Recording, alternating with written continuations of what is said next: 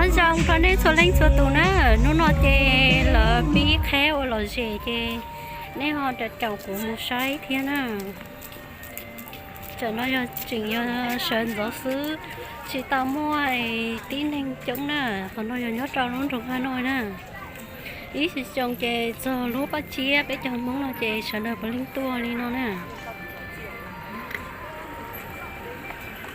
còn nó nhớ rất cái sơn được muốn tao cái là chỉ cố chế tu một phần đâu nè họ coi là vừa qua làm vòng mà ban ngày thì dù thể sao thì nhớ nó là sao thì nó nào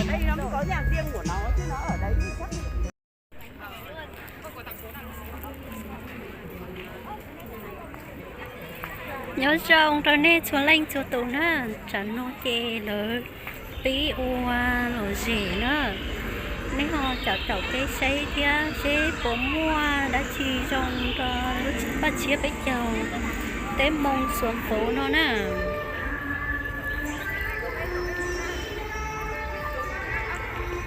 còn nó do cho gian hàng tím nó nè lúc nó do cái lúc nào lúc nó do cái luôn quay món tạc kỳ nó nè cái chỗ không cho thì chỗ dung đi nói là cái kia là thì nụ tao nè nó nè của cho nên ca cho họ nó sẽ lỡ mua nó chỉ trong tên nè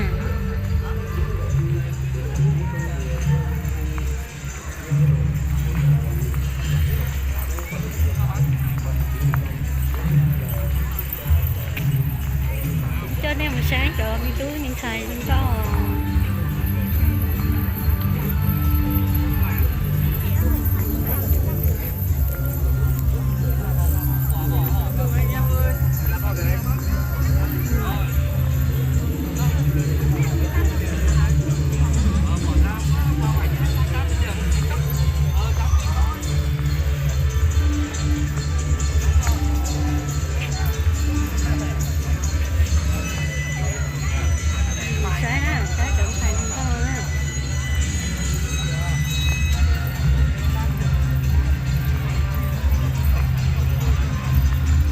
cái chỗ cũng một sai thì sẽ lộ rẻ đi cha theo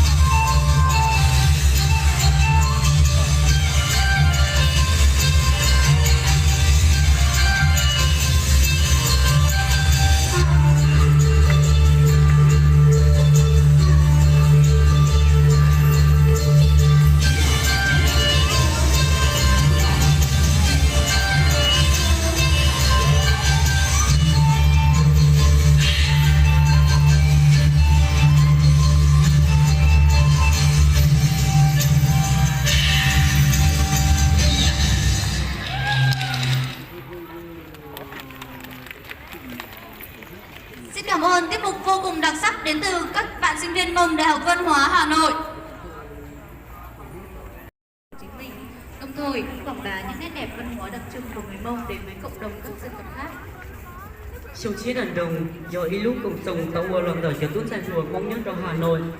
Một lúc trước, Ban dân tộc thành phố Hà Nội, Sở Văn hóa Thể thao, Sở Y tế, Ủy ban nhân dân quận Cầu Giấy và Công an thành phố Hà Nội. Từ phía các nhà tài trợ, tôi xin trân trọng giới thiệu Mông Tà Kỳ, Mông Media, chương trình công ty Khang Ninh, công ty cổ phần đầu tư phát triển Evox, Backstage Event, Time Universal. Sau đây xin trân trọng kính mời các quý vị đại biểu đại diện các bên hãy lên sân khấu để có các tổ chức quà cho quý vị.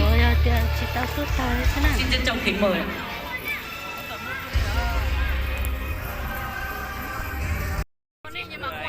Trả lời cho con đóng này, con đóng không? Thằng cô nói chung nhá, tôi nhận được cái video nào nó chỉ cái này là em được gọi em bắt. Cái này mua chỉ giặt khẩn đi. Cái tờ nó giặt khẩn mất.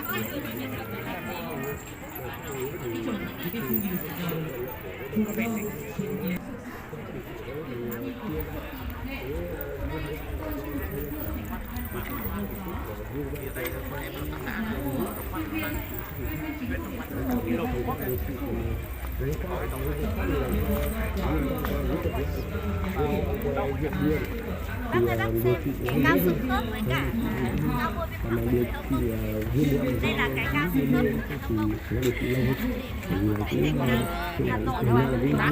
trị đối với vấn đề là rất là khó. Vâng, là ngay bây giờ để hiểu rõ hơn về các phương pháp điều trị các vấn đề về gan bằng các bài thuốc gia truyền thì ngay bây giờ mời hai vị khách mời cũng như là quý vị khán giả cùng theo dõi một đoạn phóng sự như sau đây. Vùng Tây Bắc nước ta là khu vực có thổ nhưỡng, khí hậu đa dạng đã tạo nên một hệ thực vật phong phú, trong đó có nhiều cây thuốc quý. Hiện nay, phác đồ điều trị bằng các bài thuốc y học cổ truyền được nhiều người quan tâm. Xuất xứ từ thảo dược thiên nhiên. Lúc đó nó bé trâu là lúc bà hồ nó cho tí nên cô trông hình kia đồ gì đó, còn nó cho răng hàm bé mua ha. Còn sát rồi bé nó chê vô cho tốt xài là tôi ô lộ gì qua thì đa thì luôn nè. Tôi thì cảm thấy câu hỏi rất thú vị bởi vì là tôi là người thuốc liên quan đến gan. Lúc bé chờ ổn trong nó chê ít xong mua ít sao cho bé phong nữa, còn nó giờ là dình riêng cho bé phong xin à. Tác nhân gây hại gan đã, còn tác nhân thì nó rằng cái này số lên số tụ nó chê phụ cho nên tôi nó bé chờ cho nó cho bé chơi bé chờ không ok nó lấy từ bò nó chê ho tất cả chồng bé cho nó bé ít thì ok nè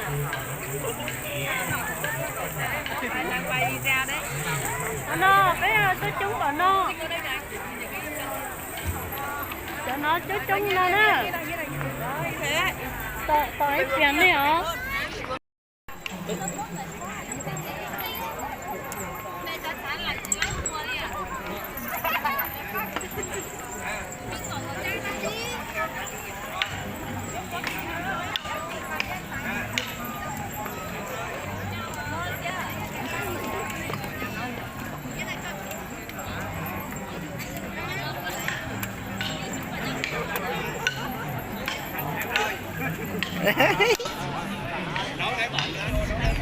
Đây để cho mượn này.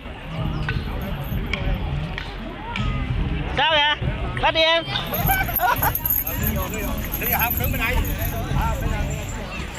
Đây. Em kia đi. Hai chị em ném đi để anh ấy.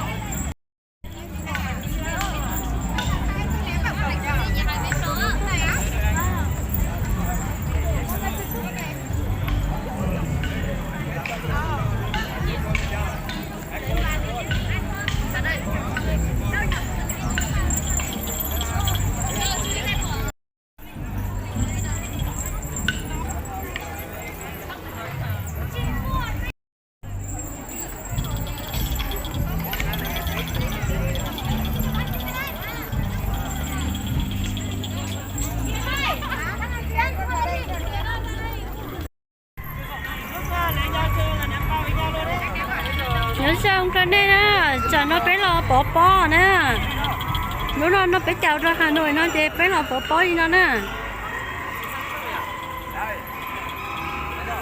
người nét sợ đợi say nè giờ nó chơi nữ chống rồi đi nó nè